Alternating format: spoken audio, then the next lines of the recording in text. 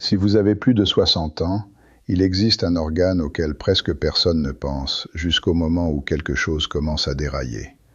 Pas votre cœur, pas vos genoux, pas votre dos, votre pancréas. Et c'est une erreur parce que votre pancréas travaille en silence, à l'arrière-plan, sur deux fonctions qui influencent presque tout ce qui vous importe en avançant dans l'âge. Il aide à digérer les aliments et il participe à la régulation du sucre dans le sang. Quand il fonctionne bien, vous ne le remarquez presque pas.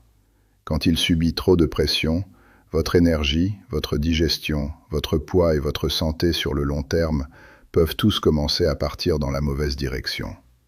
J'ai passé 18 ans chez les chasseurs alpins, et pendant longtemps j'ai cru que les vrais problèmes de santé s'annonçaient bruyamment.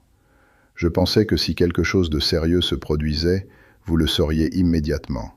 De la douleur, une vraie casse, un signal évident. Mais plus j'ai pris de l'âge, surtout après mon propre réveil brutal à la fin de la quarantaine, plus j'ai compris que beaucoup des plus grands problèmes de santé commencent en silence.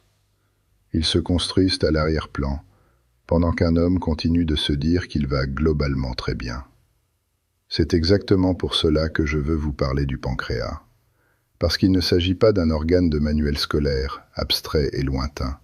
Il compte tous les jours. Il libère des enzymes dans l'intestin grêle pour aider à décomposer les graisses, les protéines et les glucides.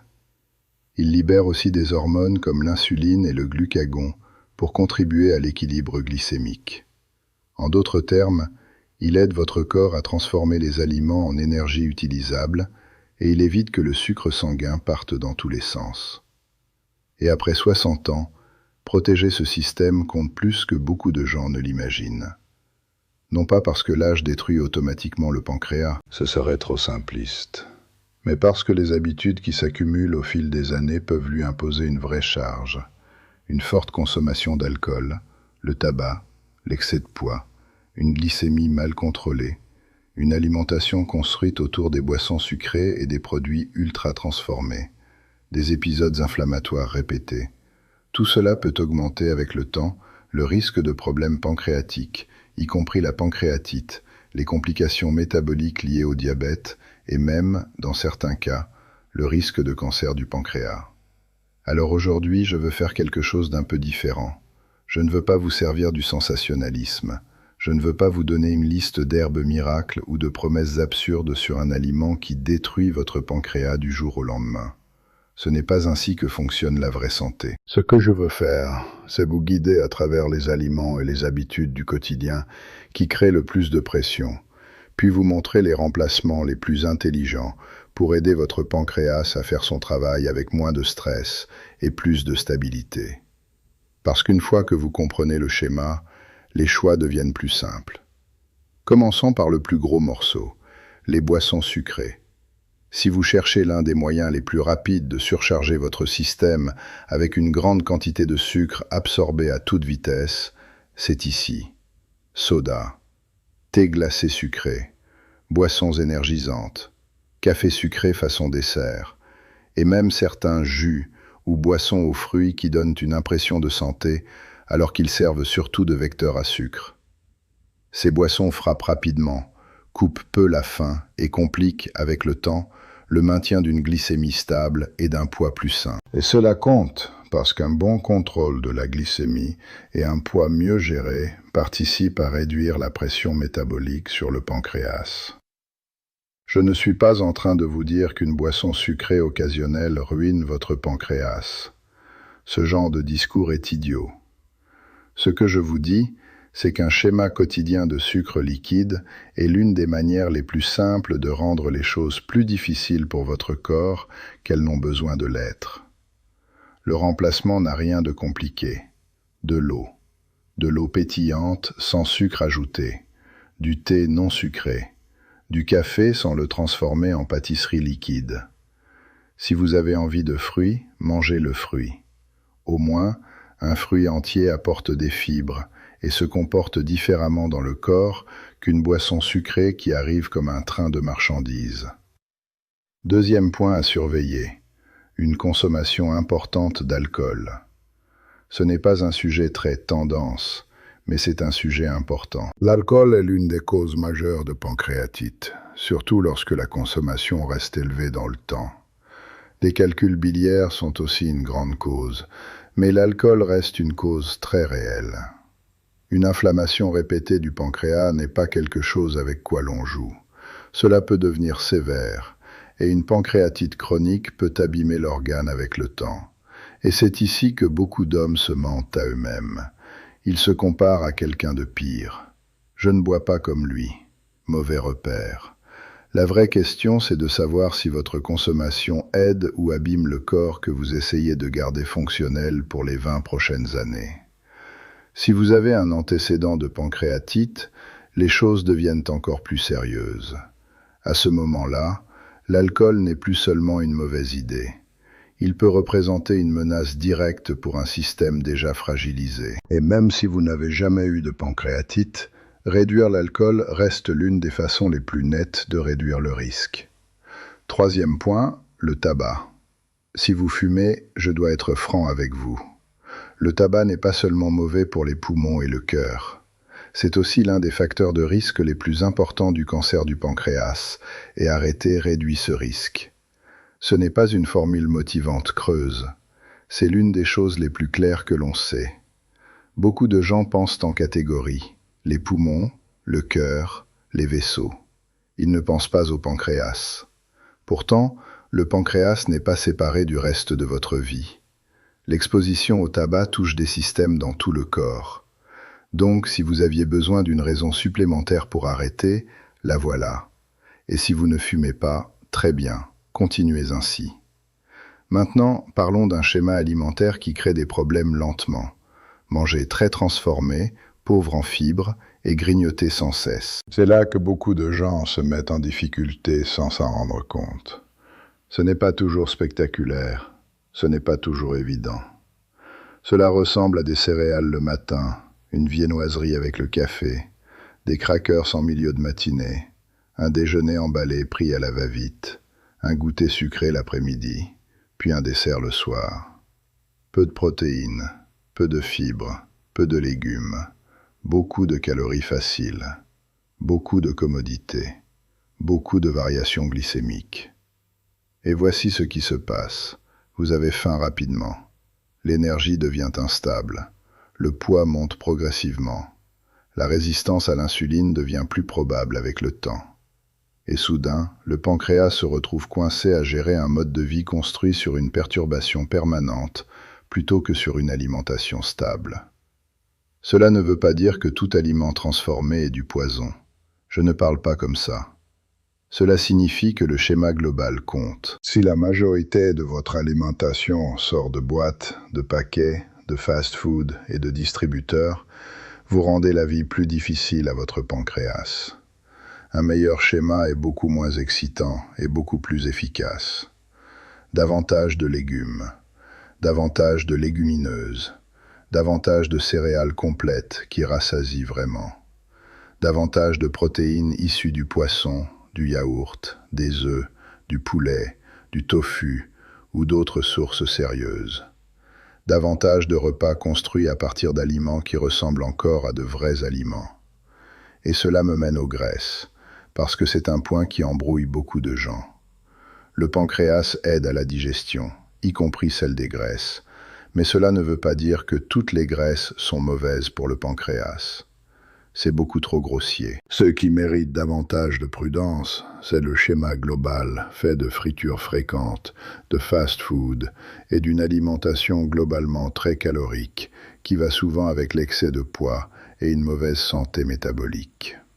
Et bien sûr, les personnes qui ont déjà une pancréatite reçoivent souvent des conseils alimentaires précis de la part de leurs soignants qu'il faut suivre de près. Donc, si votre façon de manger tourne surtout autour du poulet frit, des frites, des petits déjeuners industriels, des snacks emballés et de gros repas lourds tard le soir, je n'appellerai pas cela une alimentation favorable au pancréas. Une direction plus utile, c'est une cuisine plus simple, grillée, cuit au four, rôti, des repas plus légers qui ne vous laissent pas complètement écrasé après. De l'huile d'olive plutôt que la friteuse, des noix en quantité raisonnable, de l'avocat, du poisson, des aliments que votre corps peut traiter sans transformer chaque repas en combat. Je veux maintenant introduire quelque chose d'important, parce que beaucoup d'adultes plus âgés passent à côté. Le poids compte, mais pas parce que j'essaie de transformer cela en sujet esthétique. Cela n'a rien à voir avec la vanité. Un excès de poids est associé à un risque plus élevé de plusieurs problèmes métaboliques et pancréatiques, y compris un risque accru de cancer du pancréas. Voilà pourquoi je me soucie bien plus d'un tour de taille à 65 ans que d'abdos visibles à 25. Votre composition corporelle influence la charge imposée à des systèmes que vous ne voyez pas. Donc si vous portez plus de poids que votre structure ne le gère bien, ce n'est pas un motif de honte, c'est un motif de stratégie. Moins de sucre liquide, moins d'alcool, moins de grignotage permanent, davantage de marche après les repas, davantage de protéines et de fibres, davantage de repas qui rassasient au lieu de relancer la faim 1 heure plus tard. C'est une meilleure stratégie que d'attendre que la prise de sang devienne catastrophique. Et pendant que nous parlons de stratégie, parlons du mouvement. Vous n'avez pas besoin d'un entraînement brutal pour aider votre pancréas.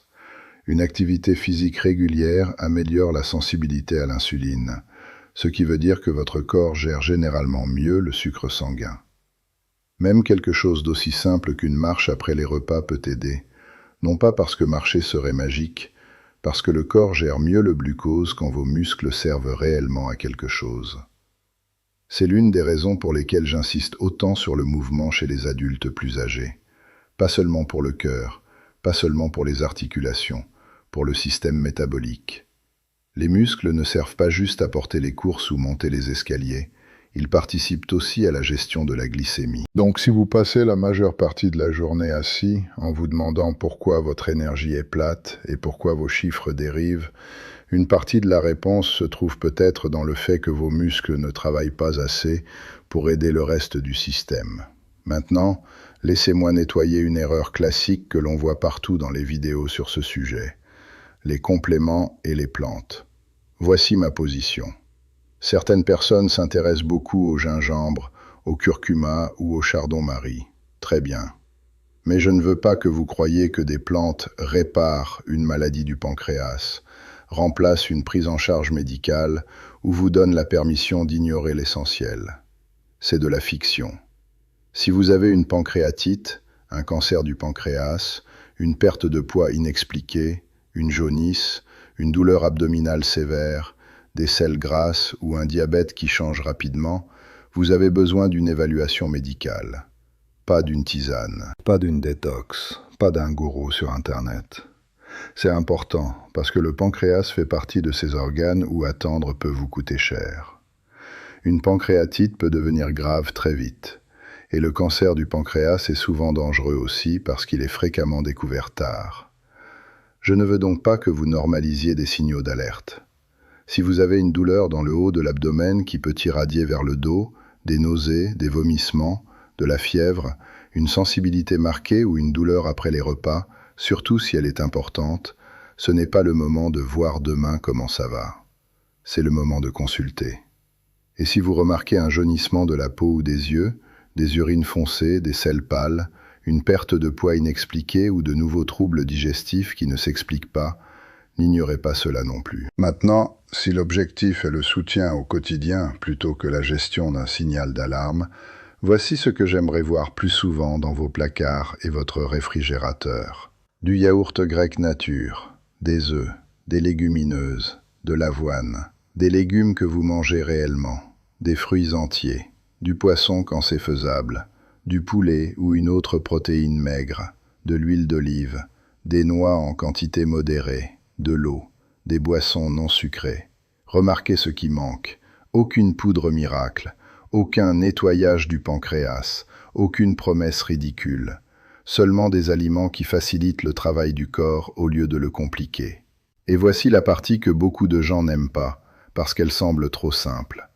Le pancréas souffre le plus souvent de schémas, pas d'instants isolés, pas un gâteau d'anniversaire, pas un repas de fête, pas un verre de vin, des schémas, des années de tabac, des années d'alcool important, des années d'alimentation très calorique et pauvre en fibres, des années de prise de poids sans correction, des années d'inactivité, des années à se dire qu'on remettra de l'ordre plus tard. C'est ainsi que les problèmes se construisent.